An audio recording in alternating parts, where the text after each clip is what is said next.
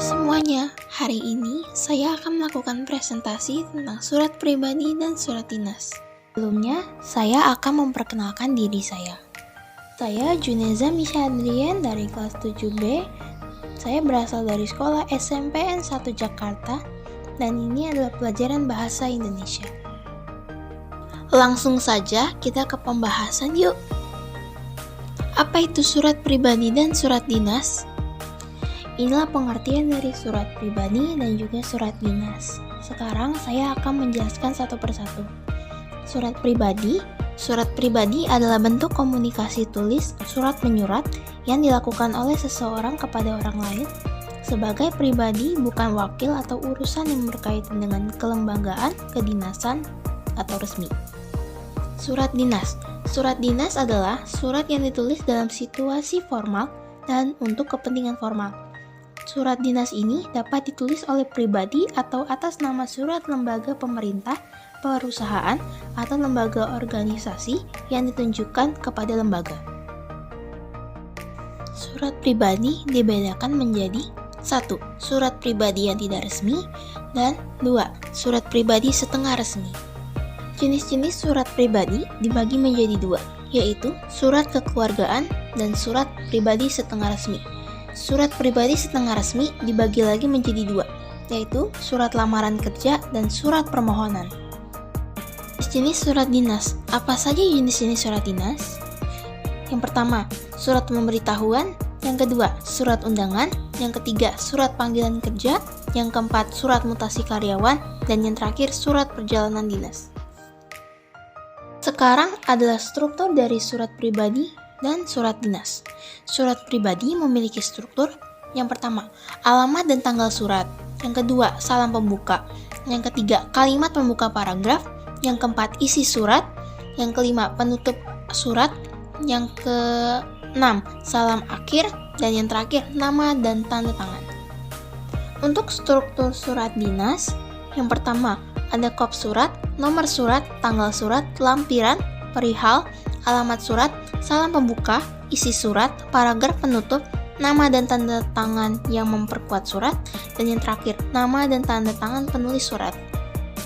Ciri-ciri surat pribadi. Surat pribadi memiliki ciri-ciri yang pertama, tidak dilengkapi dengan kop surat. 2. Tidak memiliki nomor surat. Ketiga, salam pembuka serta penutup bersifat non-formal atau santai. Dan yang terakhir, bahasa yang dipakai disesuaikan dengan tujuan surat pribadi, memakai bahasa baku kalau resmi, serta menggunakan bahasa tidak baku jika tidak resmi. Ciri-ciri surat dinas. Surat dinas memiliki ciri-ciri sebagai berikut. Yang pertama, memakai kop surat. Yang kedua, menggunakan bahasa resmi atau formal. Yang ketiga, isi surat singkat, padat, dan jelas. Yang keempat, terdapat nomor surat, perihal, dan lampiran. Dan yang terakhir, menggunakan cap atau stempel resmi. Tujuan surat pribadi. Surat pribadi memiliki beberapa tujuan. Surat pribadi bertujuan untuk berkomunikasi dengan orang terdekat yang dituju dalam surat. Komunikasi melalui surat ini dilakukan karena jarak penulis surat dengan orang yang dituju cukup jauh. Dan surat dinas. Tujuan dari surat dinas ialah untuk menyampaikan keperluan yang bersifat dinas, seperti penyampaian suatu izin, pengumuman, penugasan, dan lain-lain. Dari surat pribadi. Yang pertama, untuk mengekspresikan diri. Yang kedua, menjadi wakil penulis. Yang ketiga, sarana penyampaian ide. Dan yang terakhir, sebagai sarana penyampaian informasi. Surat dinas. Yang pertama, sebagai pedoman pekerjaan, seperti surat instruksi, surat tugas, surat pemberian izin, atau surat pengambilan keputusan. Yang kedua, sebagai alat pengingat karena surat ini dapat dijadikan arsip bagi instansi. Yang ketiga, sebagai bukti perkembangan suatu instansi atau lembaga. Yang terakhir, sebagai alat bukti terutama surat perjanjian. Sekarang, saya akan menjelaskan kaidah kebahasan surat pribadi dan surat dinas. Surat pribadi. Yang pertama, perhatikan penggunaan huruf besar dan kecil serta penyusun kata.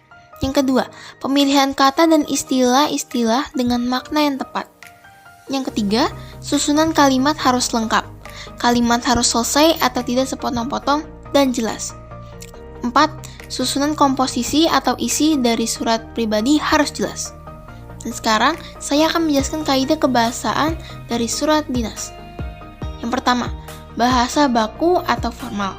Yang kedua, struktur kalimat sesuai pedoman umum ejaan bahasa Indonesia atau PUEBI. Yang ketiga, bahasa baik dan sopan santun. Yang terakhir, tanda baca yang tepat. Sekarang ada beberapa contoh surat pribadi dan surat dinas. Mari kita lihat bersama-sama. Nah, ini adalah contoh dari surat pribadi yang memiliki struktur. Yang pertama, alamat dan tanggal surat yang terletak pada kalimat Jakarta 25 Januari 2022.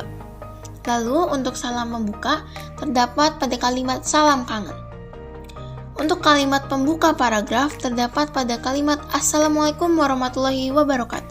Untuk isi surat, inilah isinya. Halo, apa kabar Putri? Gimana kabar kamu? Aku dan keluargaku alhamdulillah sehat semua. Mudah-mudahan kabar kamu baik juga ya. Gimana kabar kampung kamu di Jawa? Sekarang udah mulai masuk musim hujan ya. Sehat-sehat terus ya. Oh iya, kamu udah bagi rapot belum? Kalau aku udah, alhamdulillah rapotnya bagus. Kalau kamu gimana? Semoga bagus juga ya.